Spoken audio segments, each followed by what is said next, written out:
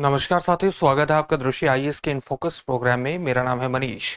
रूस और चीन चंद्रमा पर एक परमाणु ऊर्जा संयंत्र स्थापित करने के लिए आपस में सहयोग कर रहे हैं। हाल में मिली जानकारी के अनुसार भारत भी इस परियोजना के अंतर्गत सहयोग करने के लिए तैयार है। अगर भारत इस परियोजना में सहयोग करता है तो भारत के भविष्य के चंद्रमा के मिशनों के लिए एक महत्वपूर्ण आधार का निर्माण ये परमाणु ऊर्जा संयंत्र कर सकता है। परमाणु ऊर्जा संयंत्र भारत के भविष्य के मिशनों के लिए क्यों आवश्यक है? परमाणु ऊर्जा संयंत्र चंद्रमा पर स्थापित करने के लिए अलग अलग देश होड़ क्यों कर रहे हैं? इस तरह के संयंत्र चंद्रमा पर क्यों आवश्यक है? आज इन सभी पक्षों पर इन फोकस के प्रोग्राम में चर्चा करेंगे। सबसे पहले देखते हैं कि इस पूरे टॉपिक के अंतर्गत हमारी चर्चा के सामान्य पक्ष क्या रहने वाले हैं। सबसे पहले उस खबर को जानना है जिसके कारण ये पूरा टॉपिक चर्चा में है। इसके बाद देखेंगे कि चंद्रमा पर जो परमाणु ऊर्जा संयंत्र स्थापित होने वाला है उसको लेकर के, यानी परमाणु ऊर्जा संयंत्र को लेकर के अलग अलग देश चंद्रमा पर होड़ क्यों कर रहे हैं। इसके बाद देखेंगे कि भारत इस तरह की परियोजनाओं में सहयोग स्थापित करके किस प्रकार से अलग अलग देशों के साथ एक कूटनीतिक संतुलन स्थापित करने की कोशिश कर रहा है। फिर देखेंगे कि परमाणु ऊर्जा संयंत्र स्थापित करना चंद्रमा पर चंद्र अन्वेषण के लिए क्यों महत्वपूर्ण है। इस पक्ष को जानने के लिए जानने के बाद आपके लिए एक अभ्यास प्रश्न होगा जिसका उत्तर आपको कमेंट बॉक्स में कमेंट करके देना होगा।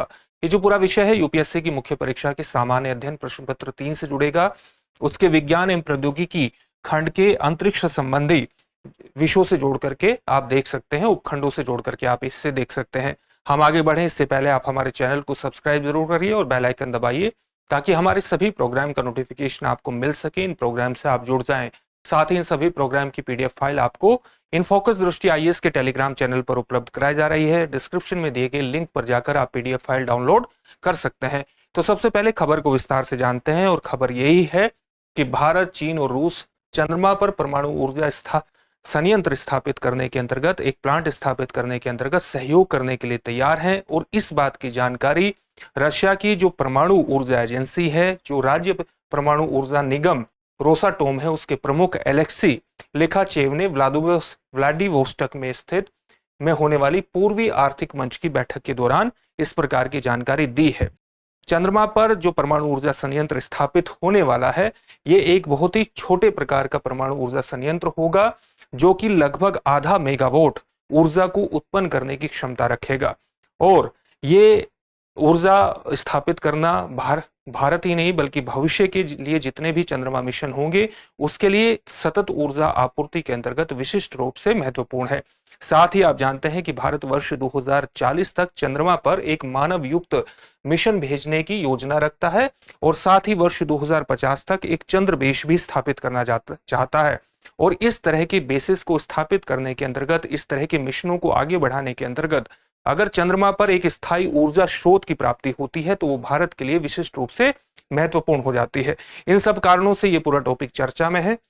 अब हम इसको विस्तार से जानते हैं। अब देखते हैं कि चंद्रमा पर परमाणु ऊर्जा संयंत्र स्थापित करने के लिए होड़ क्यों है। इसकी होड़ किस किन देशों के बीच है? खासतौर से आप रूस और संयुक्त राज्य अमेरिका दोनों ही देशों के बीच अलग अलग भविष्य के जो चंद्र ठिकाने हैं, जो चंद्र बेस हैं, उनके लिए एक सतत समाधान के रूप में परमाणु ऊर्जा संयंत्रों को देखा जा रहा है। एक सतत समाधान के रूप में क्यों देखा जा रहा है? क्योंकि परमाणु ऊर्जा संयंत्र एक ऐसी स्थिति का निर्माण कर सकता है जहां पर भविष्य में जितने भी चंद्र बेस बनाए जाएंगे या कोई मिशन ले जाया जाएगा उसके अंतर्गत एक सतत स्थायी आपूर्ति इसके माध्यम से, परमाणु ऊर्जा संयंत्र के माध्यम से हो सकती है। आप जानते हैं कि चंद्रमा का एक हिस्सा 14 दिन तक लगातार सूर्य की ऊर्जा प्राप्त नहीं करता, यानी उस पर अंधेरा रहता है। इसलिए चंद्रमा पर अगर कोई मिशन भेजा जाता है और उस पर सौर ऊर्जा का प्रयोग करने की स्थिति का निर्माण किया जाता है तो 14 दिन तक सौर ऊर्जा की प्राप्ति नहीं होती।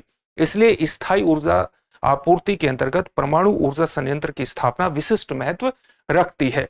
और इसलिए माना जा रहा है कि चंद्रमा पर अगर कोई कॉलोनी स्थापित करनी है तो उसके लिए स्थिर और निरंतर ऊर्जा स्रोत आवश्यक है और परमाणु ऊर्जा एक महत्वपूर्ण रूप से विश्वसनीय व्यवहार्य समाधान इसका हो सकता है।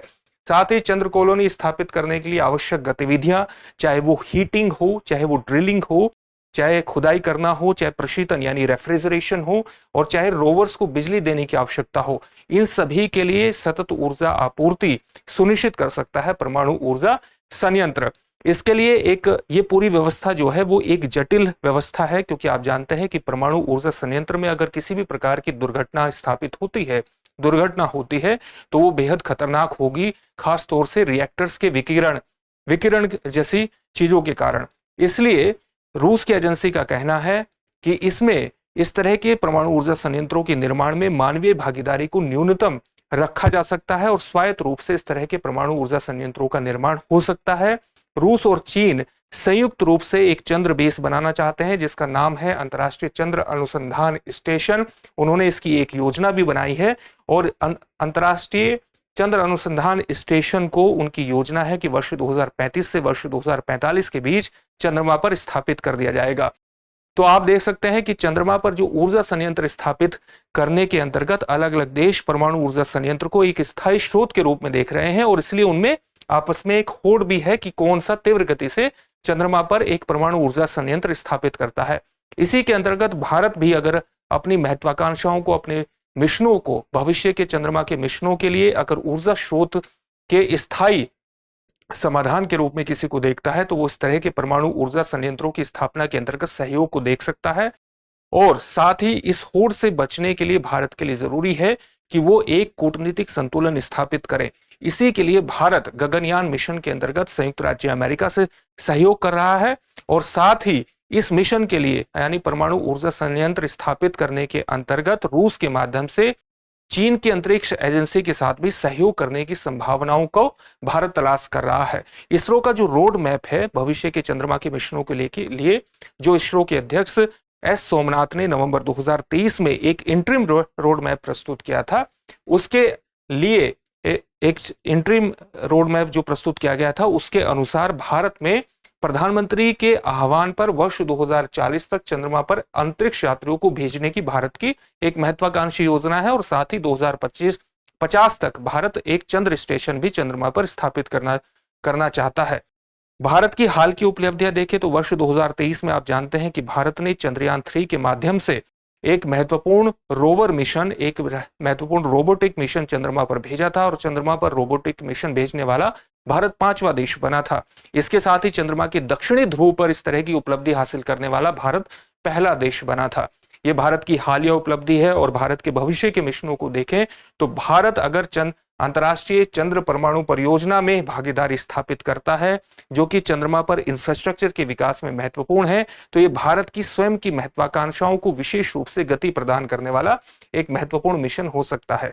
अंतर्राष्ट्रीय चंद्र अनुसंधान स्टेशन वर्ष 2021 से रोसकोसमोस जो कि रूस की अंतरिक्ष एजेंसी है और चीन का राष्ट्रीय अंतरिक्ष प्रशासन दोनों अंतर्राष्ट्रीय चंद्र अनुसंधान केंद्र पर काम कर रहे हैं, लेकिन इस परियोजना में भी कुछ भू राजनीतिक कारणों की वजह से व्यवधान आ सकता है। विशेष तौर से जिस तरह की होड़ और प्रतिद्वंदिता चीन और अमेरिका में उभर रही है तो इस तरह के मिशन भी उस प्रतिद्वंदिता से प्रभावित हो सकते हैं। तो आप देख सकते हैं कि ये पूरा का पूरा इसलिए जरूरी है कि इस तरह की प्रतिद्वंदिता से भारत बचे और अलग अलग अंतरिक्ष एजेंसियों के साथ सहयोग स्थापित करके अपने मिशनों के लिए एक महत्वपूर्ण आधार का निर्माण करे। और इसके लिए भारत के लिए जरूरी है कि भारत एक कूटनीतिक संतुलन की स्थापना भी करे अपनी विदेश नीति के माध्यम से, जो कि भारत कर भी रहा है। अब हम देखते हैं कि चंद्रमा पर अन्वेषण के लिए परमाणु ऊर्जा संयंत्र की स्थापना किस प्रकार से महत्व रखती है। जैसा कि आपको बताया कि परमाणु ऊर्जा के माध्यम से एक विश्वसनीय और स्थायी निरंतर ऊर्जा प्रदान करने की एक क्षमता का निर्माण होता है और दीर्घकालिक चंद्रमा के मिशनों के लिए यह बेहद आवश्यक है।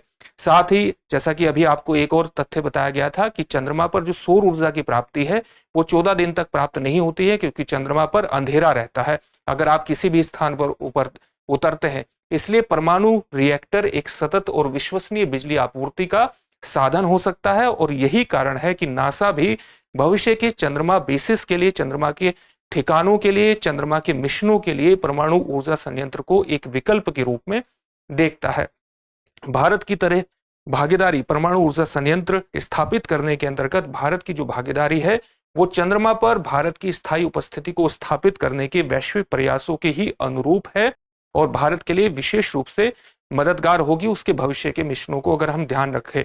लेकिन इस सारे विषय से जुड़ा हुआ एक सुरक्षात्मक प्रश्न भी है। सुरक्षात्मक प्रश्न क्या है?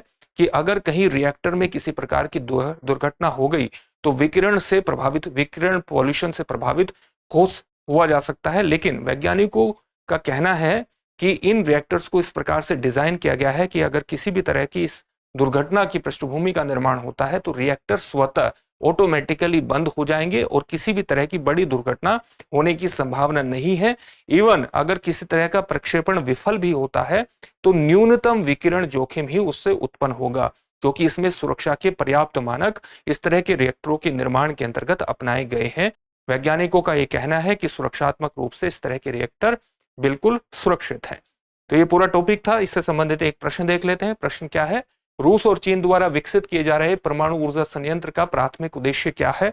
आपके ऑप्शंस हैं चंद्र दूरबीनों के लिए बिजली उपलब्ध कराना, भविष्य की चंद्र बस्तियों का समर्थन करना, सी ऑप्शन है चंद्र रोवर्स के लिए बिजली उत्पन्न करना, डी ऑप्शन है अंतरिक्ष पर्यटन गतिविधियों का समर्थन करना। इस प्रश्न का उत्तर आप हमें कमेंट बॉक्स में कमेंट करके जरूर दीजिए। हम इस प्रोग्राम को समाप्त करें इससे पहले आपके लिए एक महत्वपूर्ण सूचना है, और सूचना यह है कि इस बार हिंदी दिवस के अवसर पर दृष्टि संस्थान आपके लिए एक महत्वपूर्ण उपहार लेकर के आया है। उपहार क्या है? दृष्टि लर्निंग ऐप पर उपलब्ध सभी online pen drive, distance learning programme और टेस्ट सीरीज पर आपको आकर्षक 40% की छूट दी जा रही है।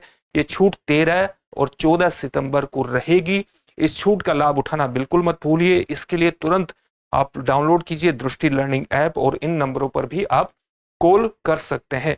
साथ ही डिस्क्रिप्शन में दिए गए लिंक पर जाकर भी आप इस सुविधा का लाभ उठा सकते हैं। तो इस सुविधा का लाभ जरूर उठाइए और अपनी सफलता की दिशा में आगे बढ़ जाइए। फिर से एक नए सेशन में आपसे मुलाकात होगी। धन्यवाद। डियर व्यूअर्स, अपने एग्जाम की तैयारी को और बेहतर करने के लिए हमारे चैनल को लाइक, शेयर और सब्सक्राइब करना न भूलें।